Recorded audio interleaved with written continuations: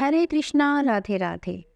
भगवान श्री कृष्ण जिनकी लीलाएं इतनी हैं कि अगर हम उनकी लीलाओं को पढ़ने या सुनने बैठ जाए तो सुनते सुनते शायद हम खुद ही भूल जाए कि हमने उनकी कितनी लीलाओं का रसपान कर लिया, कौन कौन सी लीलाएं सुनी। और प्रत्येक लीला ऐसी कि सुनकर आंखों से आंसू आ जाए। उनके छोटे छोटे किस्से भी पढ़ने में कहानी जैसे लगते हैं और प्रत्येक लीला, प्रत्येक किस्सा कुछ ना कुछ सीख दे जाते हैं। ऐसा ही एक रोचक किस्सा आज मैं आपके लिए लेकर आई हूँ। आज की कहानी है भगवान कृष्ण के मोर मुकुट को लेकर।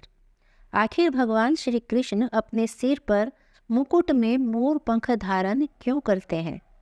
कहते हैं कि भगवान श्री कृष्ण को मोर पंख बहुत प्रिय है और इसीलिए वे मोर पंख को सदैव अपने मुकुट में धारण करते हैं। लेकिन भगवान कृष्ण को मोर पंख इतना प्रिय क्यों है? कुछ तो ऐसा हुआ होगा ना कि भगवान कृष्ण ने एक मोर पंख को इतना ऊंचा स्थान दिया। तो यह किस्सा उनके पिछले अवतार भगवान श्री राम से जुड़ा है। चलिए आपको इसके बारे में विस्तार से बताते हैं। ये उस समय की बात है जब भगवान श्री राम लक्ष्मण जी और माता सीता सहित वनवास पर गए थे। वनवास के दौरान एक दिन माता सीता जी को प्यास लगी तो श्री राम ने चारों ओर देखा। उन्हें दूर दूर तक सिर्फ और सिर्फ जंगल ही दिखाई दिया। दूर दूर तक पानी का कोई नामो निशान नहीं था, कोई सरोवर, कोई नदी, कोई कुआं, कुछ उन्हें दिखाई नहीं दिया।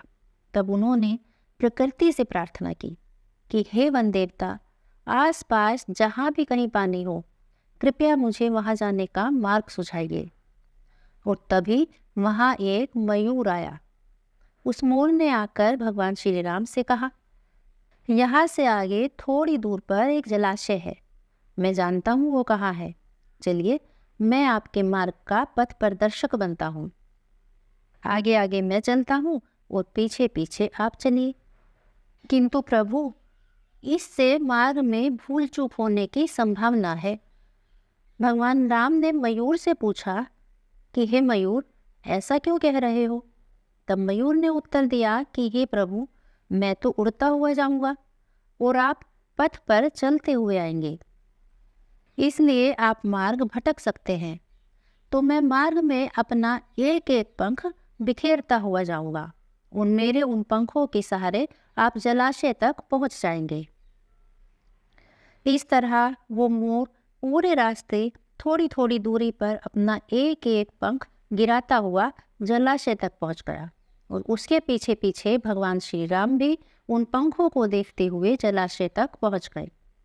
माना जाता है कि मोर के पंख एक विशेष समय में और एक विशेष ऋतु में ही गिरते हैं और यदि इस ऋतु या इस समय के खिलाफ मोर अपने पंखों को गिराता है या वो पंख खुद झड़ते हैं तो उसकी मृत्यु हो जाती है।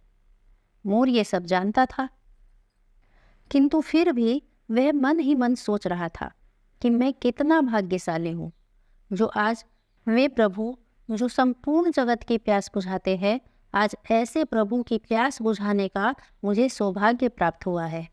आज मेरा जीवन धन्य हो गया। अब मेरे इस जीवन में कोई इच्छा शेष नहीं रही। और इस तरह भगवान को मार्ग दिखाने वाले उस मोर के साथ भी यही हुआ। सरोवर तक पहुँचते पहुँचते उस मोर के सभी पंख टूट गए और वह मोर मृत्यु को प्राप्त हुआ।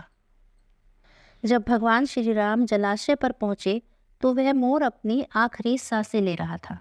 उसे देखकर भगवान श्री राम ने उस मोर से कहा कि हे मयूर, तुमने अपने ये पंख बिखेर कर अपने जीवन का त्याग करके मुझ पर जो ऋण चढ़ाया है, मैं उस ऋण को अगले जन्म में जरूर चुकाऊंगा। अपने अगले अवतार में मैं तुम्हें वो स्थान दूंगा कि समय के अंत तक जब भी मेरे उस अवतार का स्मरण होगा तो तुम्हारा स्मरण भी जरूर किया जाएगा। और कहा जाता है कि जब भगवान राम ने कृष्ण जी के रूप में अगला अवतार लिया तब उन्होंने अपने सिर पर अपने मुकुट में मोर पंख को धारण किया और अपने वचन के अनुसार उस मयूर का ऋण उतारा। आज भी जब हम भगवान श्री कृष्ण को याद करते हैं तो उनके स्वरूप में एक मोर पंख की झलक अपने आप दिख जाती है। मोर पंख के बिना भगवान श्री कृष्ण का स्वरूप ही अधूरा है।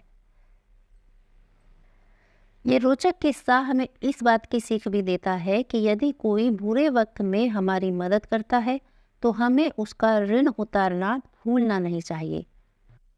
या फिर अगर हम किसी को कोई वचन देते हैं तो हमें अपना वो वचन जरूर पूरा करना चाहिए। अब ये किस्सा सच्चा है या नहीं ये मैं नहीं जानती। हाँ, ये मैंने एक जगह पढ़ा था, मुझे अच्छा लगा तो सोचा आप सबको भी सुनाऊं। हरे कृष्णा, जय श्री राधे।